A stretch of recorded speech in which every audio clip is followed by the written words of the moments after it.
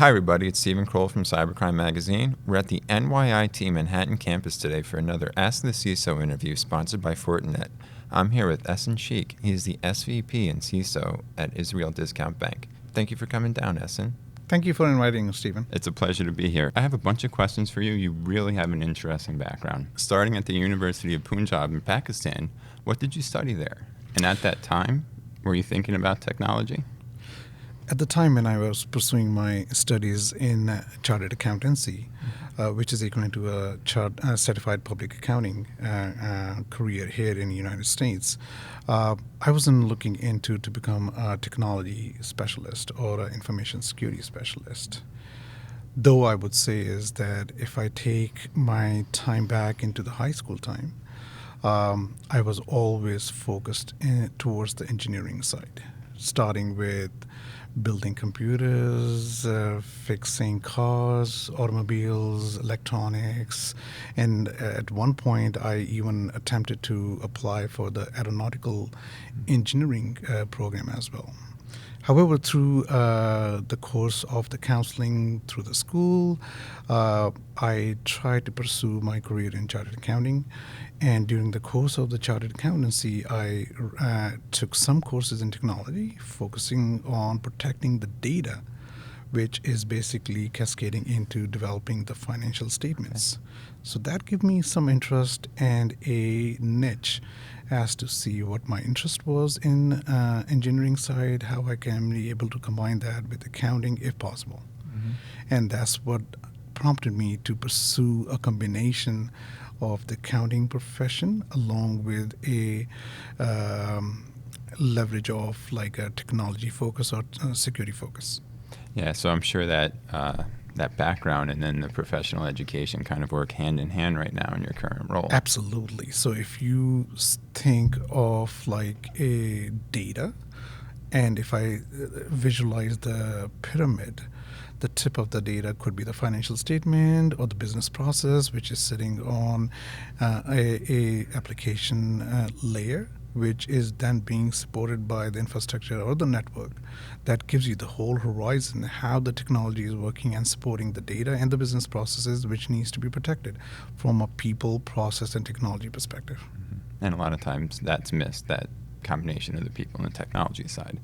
So then, after you finished your degree, how did you end at the City University of New York? And then you just said you were working on accounting and technology, but can you just walk that process for us? Sure, absolutely.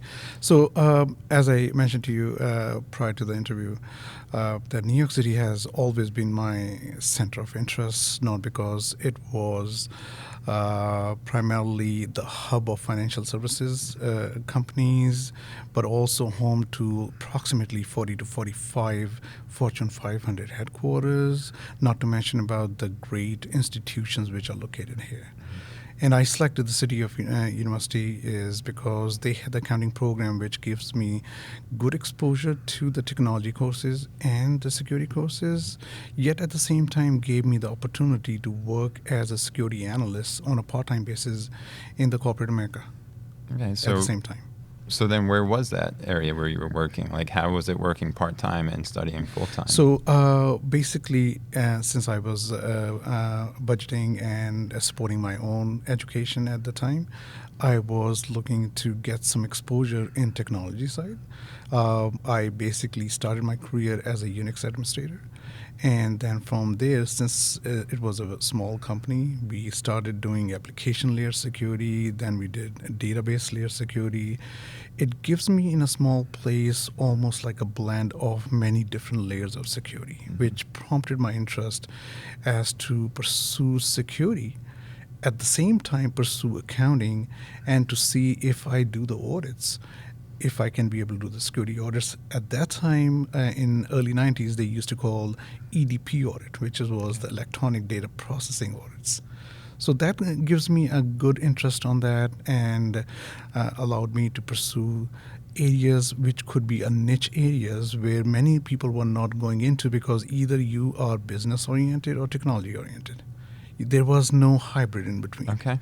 And that gives me a good opportunity to pursue it. So you received an MBA from Pace University in Information Systems. Would you like to tell me about that experience? Right. So when I got into PACE, it was more focused on the information systems practically.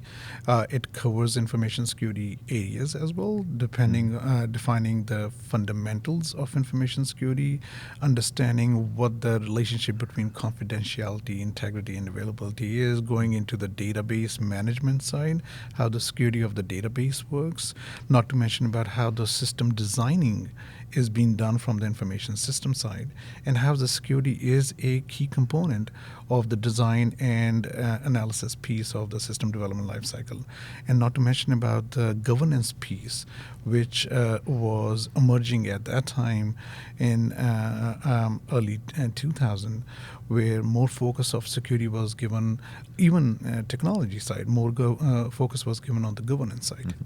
So that gives me a good breadth of knowledge from that aspect. And then the flexibility of courses that allowed me to take, like, for example, I was taking, compiling the C language.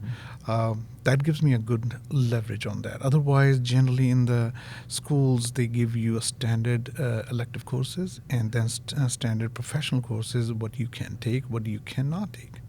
So that flexibility gave me a good upper hand in pursuing that career at Pace.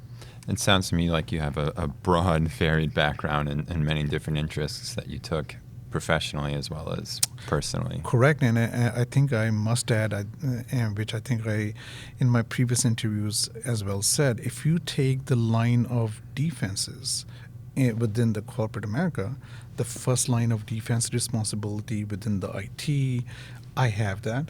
Second line of defense, which is the CISO and the risk group, I have that, which I'm currently doing as well. Mm-hmm. The third line is internal audit.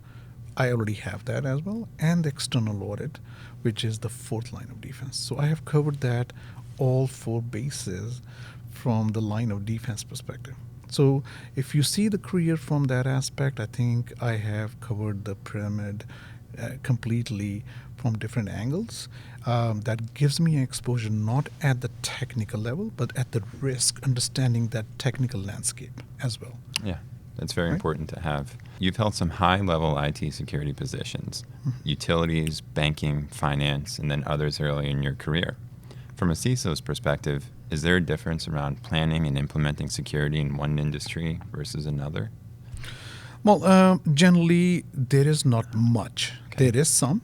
Yes, the regulatory requirements in utility is different than in the financial services. Okay. That is going to differ. However, the fundamental security approach should stay similar. Not the same, but similar. For example, if I am planning to understand the threat landscape in the financial services firms, that may differ a little bit, but the threat vector to achieve the risk may be almost the same. Now, I can give you a further example. If you ask me what are the key cyber risk or a risk in the financial services arena, the key risks are money or cyber heist, where you are basically taking the money out of the bank through computer systems, right? And the second risk is the customer and the information of the company being leaked, right? And not to mention about non-availability of the data. These are the key risks. Now, how the threats, the cyber threats which are out there, exploit these risks to materialize it furthermore could be many different type of threats. It could be insider threat, it could be ransomware attack, it could be exfiltration attacks or infiltration attacks. There could be a wide variety of attacks in that side, right?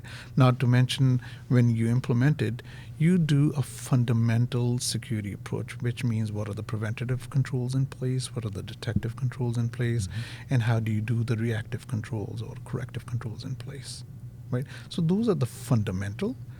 Is that changing?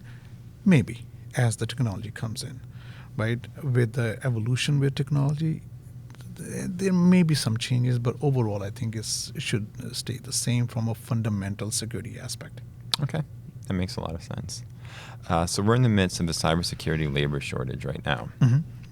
Cybersecurity Ventures predicts there will be 3.5 million unfilled cybersecurity jobs by 2021, up from 1 million in 2014. How challenging is it for you to recruit, and not only that, but retain talent? And nowadays, it is very challenging to recruit for the right fit talent for the cybersecurity positions, and not to mention, on top of that, retain it, right? However, with that said, I would say there are many efforts that needs to be highlighted, which may minimize or reduce this gap.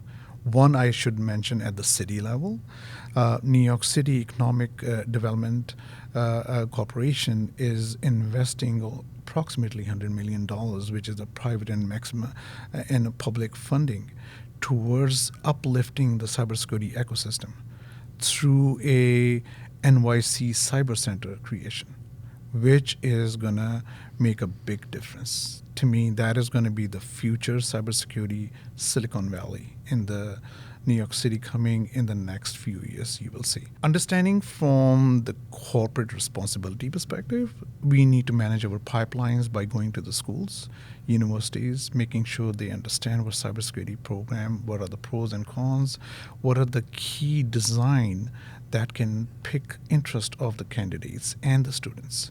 Right.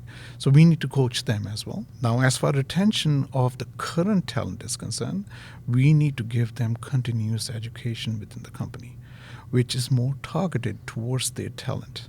If somebody is a specialist in the cloud security, we should make sure that that type of a continuous education is given to those specialists, versus a SOC analyst. They should be working on the SOC analysis, continuing education, and not a general type of a security education. So uplifting the education which is more targeted towards their career. And that works with the evolving threat landscape as well. That works with the evolving threat landscape, yes. And then just a follow-up question I have about that. Are you involved at all with any of these changes, like with the New York City Economic Development Corporation? Yes, we are closely monitoring this thing, that how New York City EDC is developing this arena, how we can be better part of this thing. From the bank side, we are looking into how to make sure how we can contribute towards this effort. But that's something ongoing that we need to understand what exactly and how exactly we can contribute towards the efforts towards the city. Okay.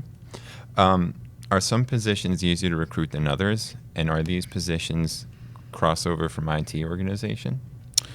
So there are some positions which are non-technical that are more governed towards understanding the business risk and integrating it with technology risk at a high level. That could be something that is easier to recruit, right? However, there are some technical positions where, yes, some IT folks can be crossed over, right? But there are still certain technical positions out there that require continuous and a specialty skill set. For example, a pen tester. If the pen tester is not continuously understanding the cyber threats and the emerging risks, I don't think that person is going to be basically making a value to the whole horizon of why the red teaming exercises and how the blue teaming exercise is going to be conducted accordingly. Right? That person needs to be well trained from a theoretical perspective and as well as from the practical aspect. And it takes time to get to that practical aspect. It takes time. Yeah. Right. And not to mention, technology is evolving. With evolution in technology, the cyber threats are evolving as well. So to keep up with that on a continuous basis, it is a big task. Yeah, absolutely. And it's one that you're, willing to do and doing very well with it as well. Yeah. So what's the biggest cyber threat for a financial institution? We touched on this a little bit. Would you like to explain some more? Sure. I think I'm going to go back to explaining the risks first so that we can understand how we can pivot different threats to the risk. And as I said before, the top three risks, in my opinion, or the key risks are the money heist is the one, taking the money out, and second one is making sure that the data, customer data, or the corporate data is being stolen and put it in the dark web, or non-availability of the data, Mm-hmm. right? The threats that can be exploited to address these risks can be the insider threat, which is still at the highest peak, right? Which, to be honest with you, if I'm not exaggerating and I'm not downgrading, I think it's still the 70 to 75% of the risk is the insider threat. I had no idea it was Yeah, that dangerous. it is the highest threat right now. Human error, Yeah. right? If somebody gets a phishing campaign, scam or a phishing emails, human error can cause that error to be exploited. Right. So that is a follow-up then. I was going to say, can you talk to me a little bit about security awareness training? How important is it? And do you use ongoing reinforcement? It is a very important factor that we are focusing on. We are not only giving cybersecurity awareness training at the bank-wide level, but we are also now have started realizing that we need to give it the training at the targeted level. So we are now basically focusing on cybersecurity personnels, specialists, IT administrators. We are also trying to give a targeted training for senior management as well. We are looking into that as well. From the social engineering campaign perspective, we are doing a heavy periodic phishing campaigns bank-wide. Not to mention that often we send threat advisories within the bank to make sure that, hey, if there is any threat that we have seen in the market, share that with the bank through corporate communication. Would banks share information with each other about that? Is there sort of like a collaboration, like one bank saying, hey, we're seeing this right now, and then notifying contemporaries? The answer is yes. Okay. There is an organization called FSISIC, Okay. which is geared more towards the financial services side, Mm-hmm. which many of the banks are part of it. Any movement that is happening from any kind of threats perspective or sharing of the information, that is happening through these organizations. Okay. Let's just pivot for a second. You know, cloud and IoT devices are two massive trends that are changing the way CIOs and CISOs look at building and securing enterprises. Let's take them one at a time. What are your thoughts about the cloud, and how would you go about managing it in terms of information security? Well, cloud, I can't even say that it's the future. Okay. It's the present. All right. That's right. interesting. Yeah. Companies are moving towards the cloud. There is a lot of efficiency, cost-wise, and from the operational perspective. Security is something that we are making sure that it's still there. Mm-hmm. What are the challenges? I think we need to understand, take a step back, and see there are multiple challenges with cloud, right? The first and the foremost, understanding the architecture of the cloud, whether the provider is offering you, or the cloud provider I meant, is offering you software as a service, platform as a service, or infrastructure as a service, right? How exactly we are aligning that with the fundamental security practice that we currently have in place if our infrastructure is on premises, right? Are we making sure that the parameter of security has been properly defined? Are we protecting the data properly? Have we deployed data loss prevention tools? Are we basically making sure that all the native tools that we use currently can be able to be used in the cloud as well? Or should we use a new sets of tools out there offered by third-party vendors that integrates with the cloud environment? So these are all challenges that we are facing currently when we talk about the cloud architecture side, right? Okay. How do we prevent it? How do we detect it? How do we correct it? That is the challenge aligned with the fundamental security towards deploying into the cloud architecture. So that is one challenge on the architecture side. Okay. The second is the responsibilities, right? If you understand the responsibility of the cloud provider, it is very limited to the software, platform, or infrastructure, whatever the respective company chooses to adopt, right? However, designing of that security within the cloud is the responsibility of the company. Okay. And that's where another challenge comes in, because as I mentioned to you, we don't know, or we need to evaluate whether should we take the classical approach of taking the native tools and deploying into cloud, or should we use something cloud related from a third party vendor, and that becomes like a challenge by itself. Yeah. But overall challenge, I think it is, if you ask me, is taking the fundamental security, which many of the security experts are used to deploying in the cloud environment, which is a new environment, and then learning from the new environment as to how that aligns with the best practice. Okay. And then would that cross over into IoT as Right. well? So or? IoT is a totally different and a challenging beast. Okay. Right? When we talk about what is IoTs, how it's connected to the network, how it's been picked up by the network, that generally covers under the asset management side. How the asset management Okay. is being defined, how it's being taken. Like, for example, conference room televisions, trading floor turret systems where the trading is being done. Working from home, many devices are being connected, right? Those are the ones which can be picked up. We can develop the standards around it, and we can be able to come up with a security 101 around them.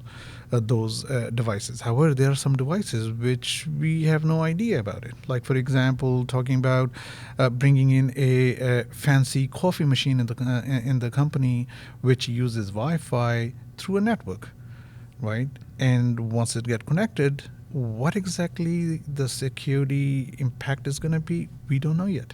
Yeah. Right? Because many of these IoT devices are built, I don't think with security in mind. It is there because they are sophisticated and complex in a way to deliver their services to the recipient. Right. So that is the challenge what we are going through right now. But I think that is something that we are closely monitoring it, that how exactly we can pick that up once it's been on the network. So that is a continuous challenge, I would say. I'm not going to say sitting here that we have a full control over it, Okay. but I think we are looking into it. We are basically making sure that this is considered, even though it's not an emerging threat or a risk, but it's an emerging technology that we need to closely focus on it. And as more devices develop, it's something that's just going to be coming even faster. Absolutely. I mean, I can give you one example is when we talk about, which is a totally different topic, is the artificial intelligence, machine learning, and the deep learning.